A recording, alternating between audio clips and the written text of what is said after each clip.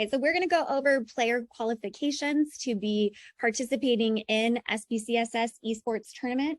I mentioned this before, that the eligibility for students to take part in esports, you're going to have the autonomy on that if your school site or district has different qualifications as far as GPA, academics, turning in work, behavior, attendance. All of that is up to you guys. What we are going to be looking at is making sure that they have permission and that they are signing the documents that we need to have in place to allow them to play. So we'll go over some of that in just a moment. I went the wrong way. So I'll turn this over to Kermit for communication. Okay.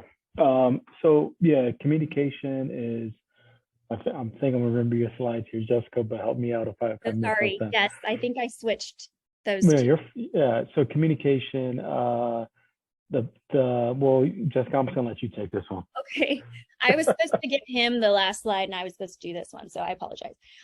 Well, communication, we really would like to have you come to those PLNs. We would really like the communication to come from you, who is the teacher, the coach, the administrator overseeing esports at your school site or district. And then we are also going to be sending reminders to students on Remind. So part of the requirements for them to be able to participate in one of our tournaments is that they are signed up for the Remind app. We would like it to be where when they receive information on Remind, it's literally that, it's just a reminder. So we're hoping that all of the information will come from you first, and then what we're sending out isn't going to be the first time that they've heard of it. We also want to make sure that when students are signed up for tournaments and things of that nature, that you as the teacher, coach, site administrator do know that the students are already or are signed up for that tournament. So that way they're not like at home playing and you have no idea that they're participating in the tournament. So really communication, our first line of communication, we would like that to be you, where you're communicating with your students. And then we will be sending subsequent information through the Remind app. So we ask that you also sign up for the Remind app. That way, when students are getting that info, you're getting it as well, so you know what we're sending out. Another thing is Twitter and Instagram. So we already have an established esports Twitter. Just check that out. Send us pictures. We would love to post and tweet about that. We're just getting the Instagram up and going, so we're very excited to have that opportunity so that we could get like some videos and really communicate with students in that way and get them excited. So those are our forms of communication. We also have our website where you can look at, any upcoming events, offerings, trainings, things like that. And then now I think I'm back on track with the slides. So Kermit, I'll give this one to you. Yeah, appreciate that. Oh, so we're going to talk about just setting up your students for success, right? So we are going to be following the NACEF CIF rules and code of conduct. And I'm putting here in the chat, just so you can click on it yourself, the NACEF rules, so you can go there, take a look at it. That's going to be really important, right? So there, I'm not going to read it to you for NACEF and CIF, but what I do like, especially when it comes to the CIF, is those 4 pillars. So you have diversity and inclusion, you have curriculum and job skills, and you have character building, teamwork, comprehensive health and wellness.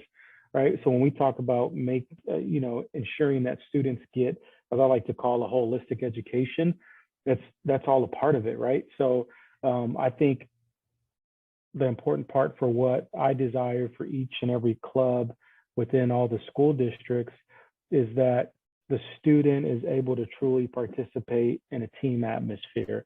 So for us to follow NACEF and CIF, it will provide a foundation. There's nothing that you have to invent. All you have to do is look at those, implement them, and follow them. And NACEF, I will say, has a very outlined rules and code of conduct, which really makes it easy, even for setting up your esports club, which we're going to be talking about when we have our meeting on October 7th. It's very clear cut, it's very outlined, and it literally leaves out the guesswork. And that's the one thing I love about it, is that it makes it easy for every coach, every admin to feel confident and comfortable in knowing what's being presented. Because I know when we hear esports, it feels a little uncomfortable, like, oh, what is this? And so this allows for that comfort level and for ease of implementation as well. So this is really good. So check out that link. If you already know about NASEF, great. If you don't, I encourage you to look it up and do your research on them as well.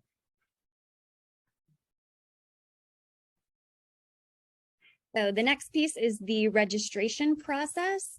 For students to register, what you first need in place, besides equipment and hardware, is going to be a coach or an advisor who is going to oversee the students, who's going to be able to have an after school or before school club, although the tournaments are going to be in the afternoon. So having someone who's going to be responsible for esports at your site. So that person will click on this link and register the school site to take part in SBCSS esports tournaments. From there, there's the responsible player agreement. So I clicked on that link. We'll share the slideshow as well. So all of these links are going to be accessible to you. So the first one, the coach and the advisor is going to have to fill out this registration form. And then the students are going to need to fill out the responsible player agreement. So this needs to be signed by the student and the parent. This is letting us know that they are going to conduct themselves in a way that is responsible, respectful, etc., just like that code of conduct that Kermit was just referring to. We are also going to need a parent signature. So we need a parent signature and a student signature on the responsible player code of conduct. We're also going to need a media release. So for them to be able to be on the platforms that we're going to be using, their face might be shown on Twitter, things like that. So we just want to make sure that everything is, all dialed and get this information all signed and then sent back. It is up to you as a district or site how you would like to collect this from your students. If you want to send it through Cami, if your district has that, that could be an option. If you want to send it through DocuSign, that could be an option. If you want to just print them off, have students take them home, get them signed, come back, you can scan it to us, you can fax it to us. Yes, I still have a fax number. So we can make that work, but really it's going to be up to you how you would like to distribute that and collect it back from your students, but we do need that in order to allow them to play in the tournaments. So that's the responsible player agreement and the media release form. And then also that NASEF code of conduct is linked here as well. After that, students are going to fill out their form, their player athlete form. They do need to fill out that responsible player agreement and media release first before they fill out this form. There's a different form for high school students and for middle school students.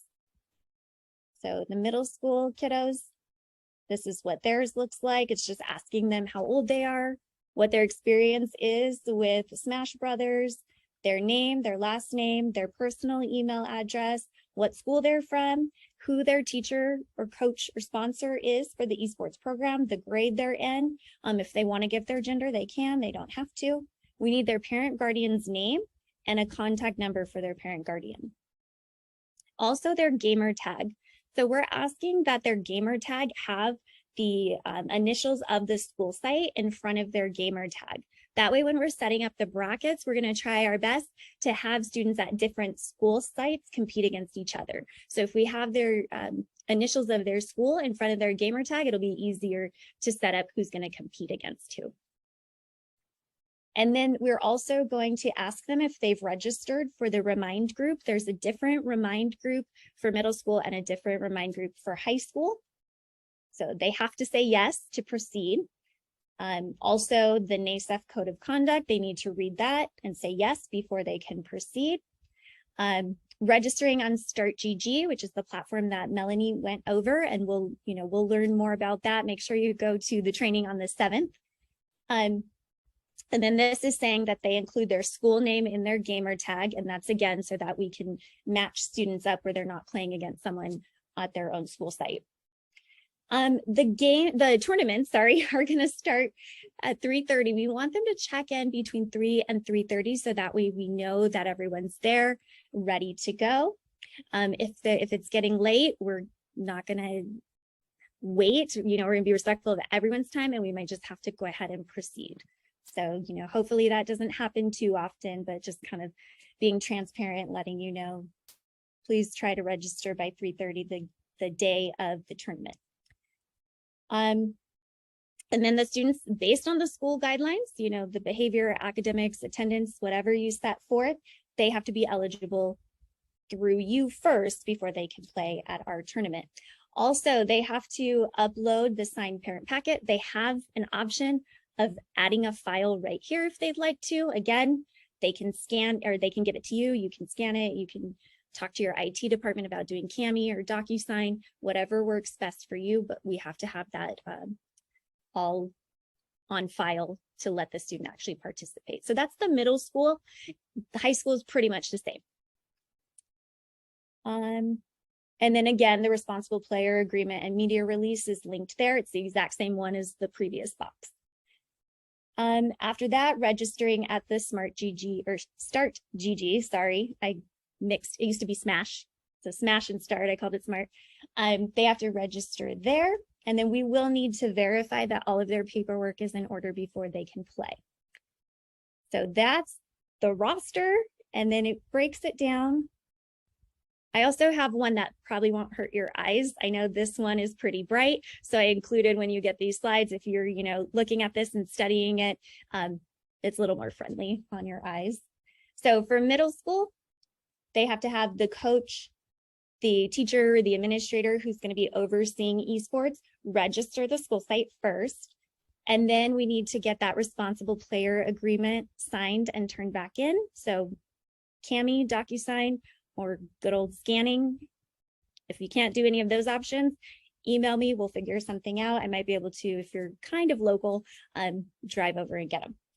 And then also the middle school athlete player information form. That's that document that I just showed you, the Google form. And then also have them sign up for the Remind group. So that's everything a middle schooler needs to be eligible to play in one of our SBCSS esports tournaments. High school is similar. It's just the links are going to be specific to high school. So again, the coach, the administrator, the teacher overseeing esports does need to register the school site. The student needs to fill out the responsible player agreement along with that media release. That's also part of the packet. They're going to fill out the athlete player information, which is a Google form. I showed you middle school through the example, but it's pretty much the same questions. And then they're going to sign up for the high school Remind group because they don't want to get information about, the Smash tournaments that are happening for 6th, 7th, and 8th graders. We want to just send them information that's pertinent to them. So that's the registration process. That's all the information that we need in order to move forward. So that brings us to our Q&A. So if there's any questions, you can type them in the chat. I will open up the Padlet.